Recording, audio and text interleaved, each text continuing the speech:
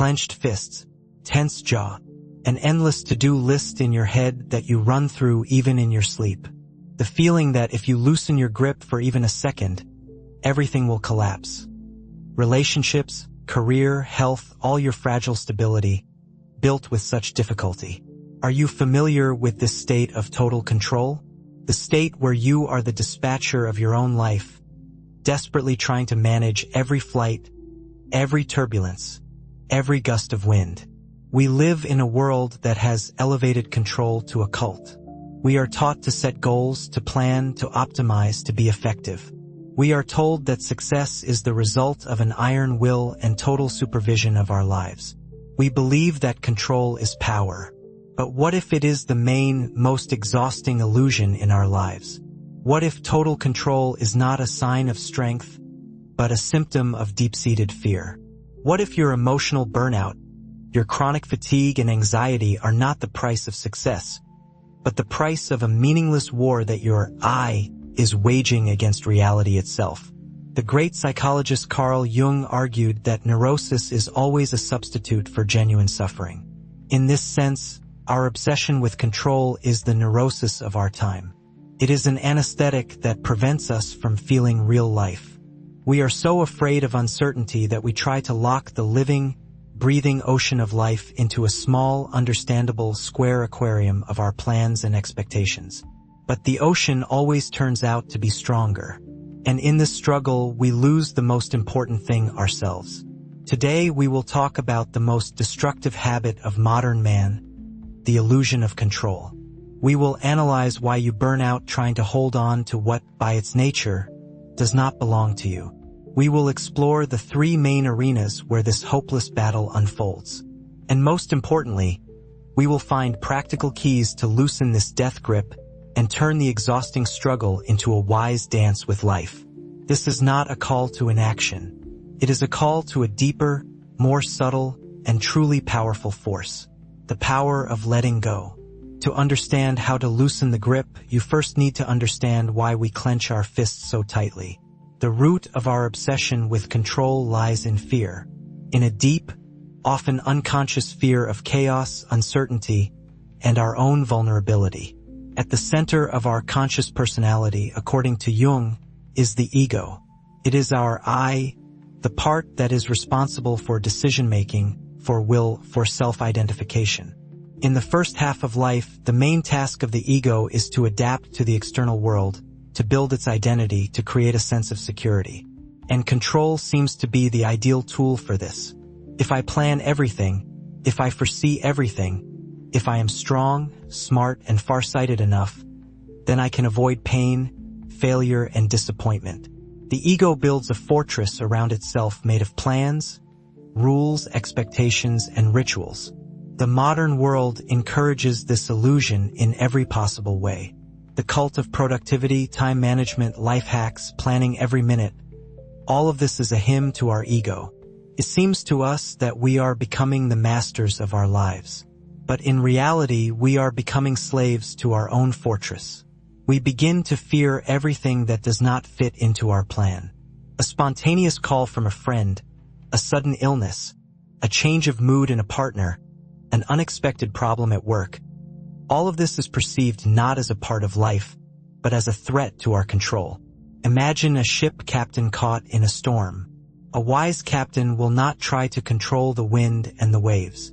He will use their power, setting the sails at the right angle to guide his ship through the storm. But a neurotic captain, a captain obsessed with control, will stand on the deck and shout at the waves, demanding that they calm down.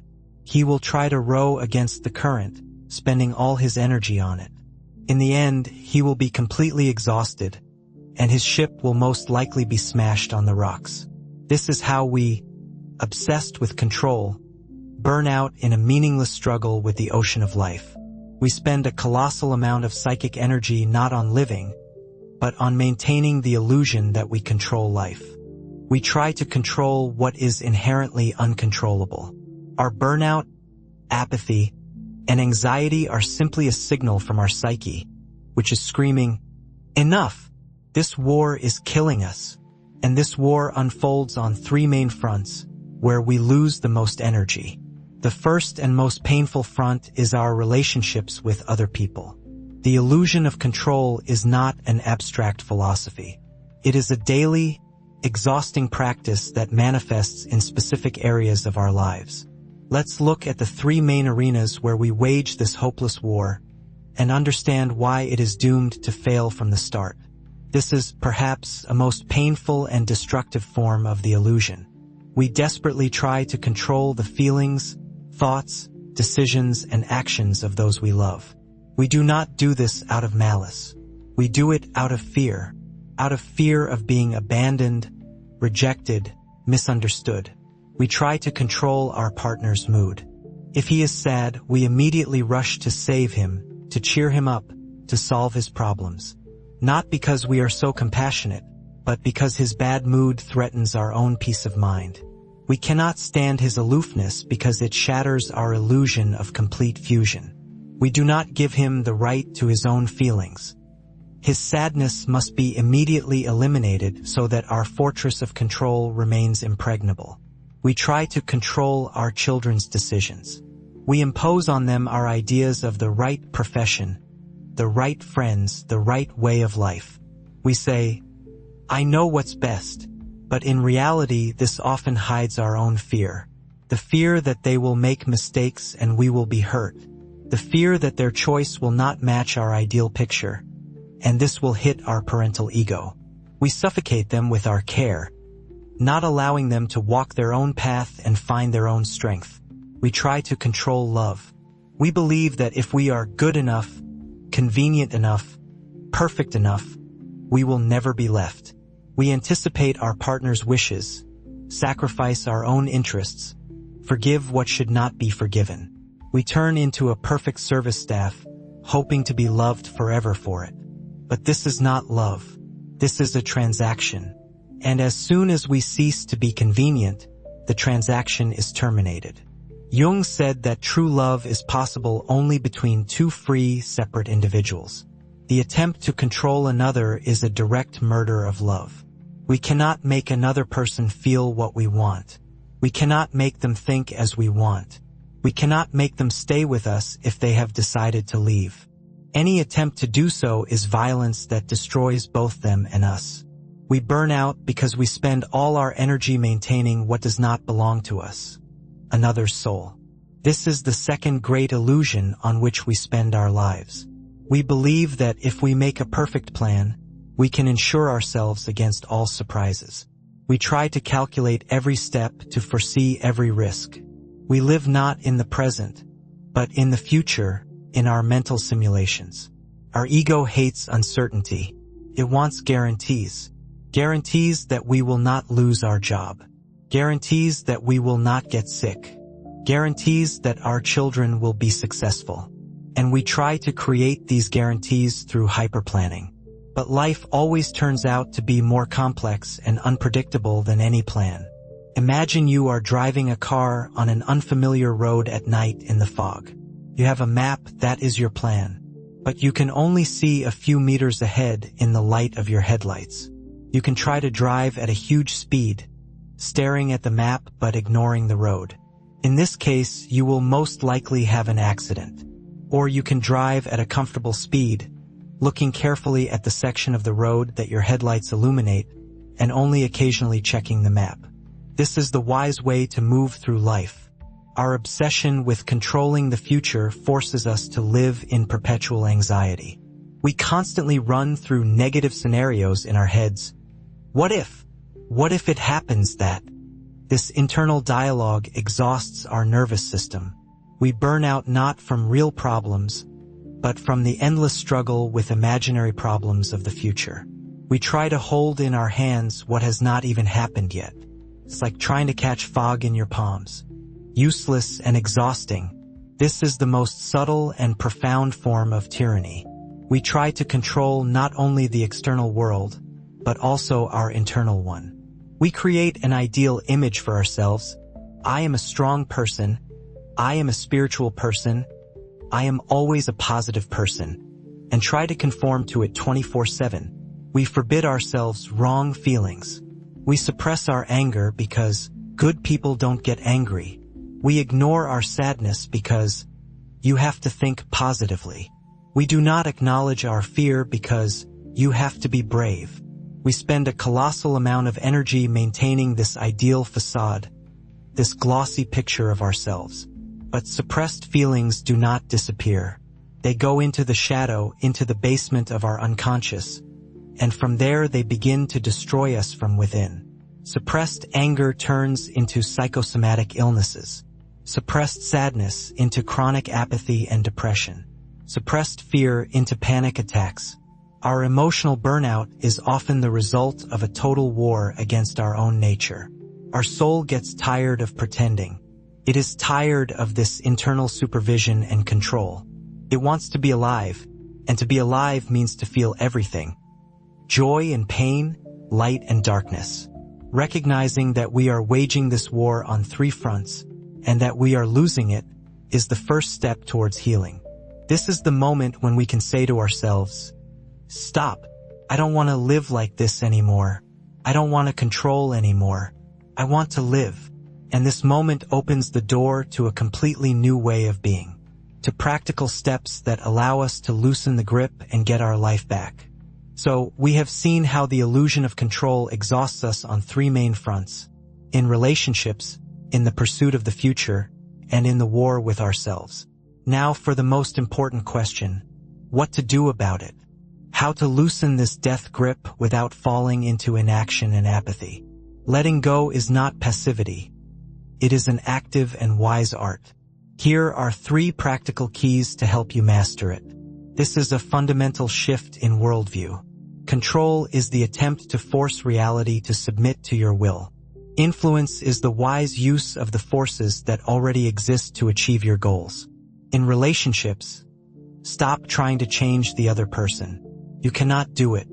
Instead, focus on what you can truly influence, yourself and your reactions. Instead of yelling at a partner who doesn't hear you, learn to speak calmly and clearly about your feelings and needs using I statements. Not "you never listen to me," but "when I'm talking and you're looking at your phone, I feel unimportant and lonely. It's very important to me that you listen." You are not accusing, you are sharing your state. This doesn't guarantee the other person will change, but it does guarantee that you will stop being a victim and reclaim your dignity. Instead of controlling, start setting healthy boundaries. At work and with goals, stop trying to control the final outcome. It depends on hundreds of factors beyond your control. Instead, concentrate on what you can control, the process and the quality of your daily actions.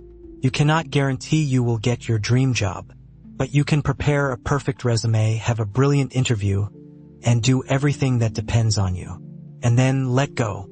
Release the outcome to the will of life, telling yourself, "I did everything I could. Now let it be what it will be." This approach removes a huge amount of anxiety. You start to enjoy the process itself, not just the hypothetical result in the future. Our obsession with control makes us live anywhere but in the present moment. We are either ruminating on the past or worrying about the future. The practice of mindfulness is the anchor that brings us back to the here and now. It's very simple. Set aside 5 to 10 minutes a day. Sit in silence and just observe. Observe your breath. Here is an inhale, here is an exhale. Don't try to control it, just notice it. Observe the sensations in your body. Here is tension in the shoulders, here is warmth in the palms. Observe the thoughts that come and go like clouds in the sky. Don't cling to them, don't analyze them. Just let them be. This simple practice trains your mindfulness muscle. You learn to be an observer of your thoughts and emotions, not a participant. And over time, you will notice that a pause appears between a stimulus, like a critical remark, and your reaction, anger. A small gap. And in that gap, you have a choice. The choice not to react automatically, but to consciously choose your reaction. This is the beginning of true freedom. Another powerful practice is the body scan. Lying in bed before sleep, mentally go through your entire body, from the tips of your toes to the crown of your head. simply noticing what sensations are in each part. Where is there tension? Where is there relaxation? Where is there pain? Where is there warmth? You are not trying to change anything. You are just getting acquainted with your body. This helps to release the tension accumulated during the day and teaches you to listen to the wisdom of your organism. Often, our body knows the answers before our mind does. This is the most difficult but also the most liberating step. It requires our ego to surrender. Acceptance is not resignation to a bad situation. It does not mean you have to tolerate a toxic relationship or a job you hate. Acceptance is the acknowledgement of reality as it is in this moment, without struggle or resistance. Yes, right now I feel pain. I accept this. Yes, right now I am in a situation I don't like. I accept this fact. As soon as you stop wasting energy resisting reality, you free up the strength to change it. Paradoxically, change begins with acceptance, and after acceptance comes trust. Trust that life is not a hostile chaos, but a wise, though not always understandable, process. Trust that even the darkest and most difficult periods serve our growth. Trust that within us there is something greater than our small, frightened ego. Jung called it the self, our true wise center. When you have done everything you can, but the result does not come, try the practice of letting go. Imagine that you are holding your problem or your desire in clenched fists. Now, mentally unclench them and hand it over to something bigger, the universe, God, life, your own self, however you are more comfortable naming it. Say to yourself, I have done everything I could. Now I trust the process. May everything be resolved in the best way for me. These are not just words. This is a powerful act that removes the unbearable burden of responsibility for everything in the world from your ego. You cease to be a lone warrior and become a partner with life. You begin to dance with it, not fight it. And it is then, when you let go of control, that real miracles begin to happen. Opportunities come from the most unexpected sources. Solutions find themselves. And in place of chronic fatigue and anxiety comes a strange but beautiful feeling of lightness and peace. You realize that you have always been guided. It's just that the noise of your control prevented you from hearing this quiet music. Excellent. We are approaching the finale. This is the concluding part that will bring everything together and leave the viewer with a strong, inspiring aftertaste. When we master the art of letting go, when we move from control to influence, from living in the future to being present in the now, and from war with ourselves to acceptance, a profound transformation occurs. We stop surviving and start truly living. And this new life has a completely different quality, a different taste, a different aroma. Imagine the difference between white-knuckled fists and an open palm. A clenched fist is tension. It is struggle. It is an attempt to hold on. Can neither give nor receive anything. It is a symbol of closedness and fear. An open palm is relaxation. It is trust. It is readiness.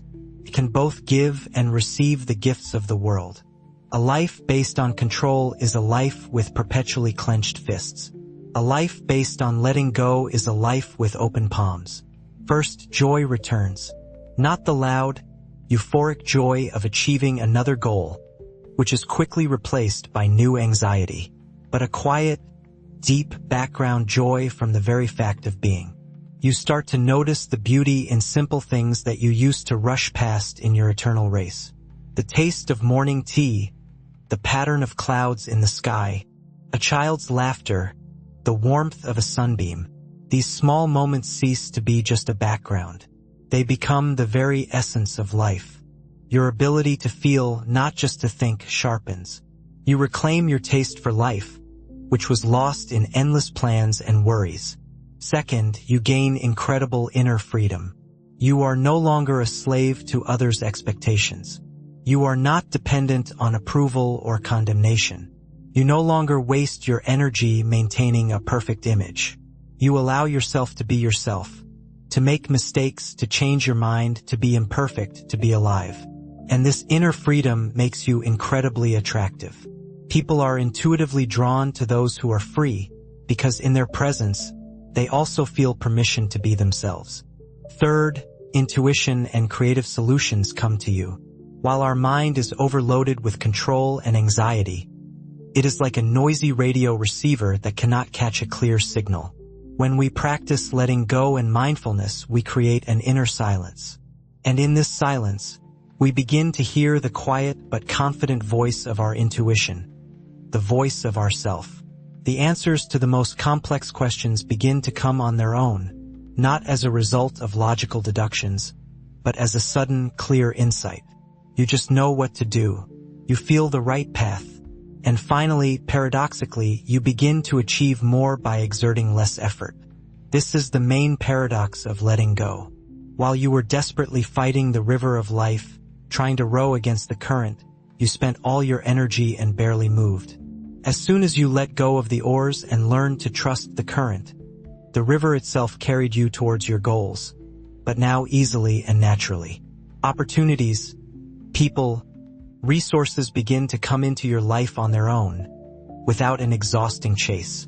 Because you stopped preventing life from helping you. You entered a state of flow. We began our conversation with the image of the dispatcher, desperately trying to manage every aspect of his life. This path of control is the path of burnout, anxiety, and deep inner loneliness. It is a path on which we lose ourselves in the pursuit of the illusion of security. But there is another path, a path that the wisdom of the ages offers us, and which Carl Jung described so accurately. It is the path of letting go. It is not defeat or weakness. It is the greatest courage, the courage to trust life, the courage to admit that we cannot control everything, and in this lies our greatest liberation. It is the courage to turn your clenched fists into open palms, and to allow life to fill them with what is truly meant for us. If you feel that you are tired of this eternal struggle, if you recognized yourself in the image of this exhausted dispatcher, know that you are not alone, and there is a way out. It begins with a simple but most important decision.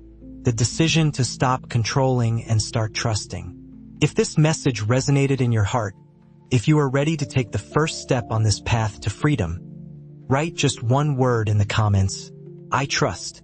Let this simple word become your intention, your anchor, your reminder that you do not have to carry the whole world on your shoulders. Sometimes you just have to let the world carry you. Thank you for being with us on this journey. Subscribe to the channel so we can continue to explore the paths to an authentic life together. Be free.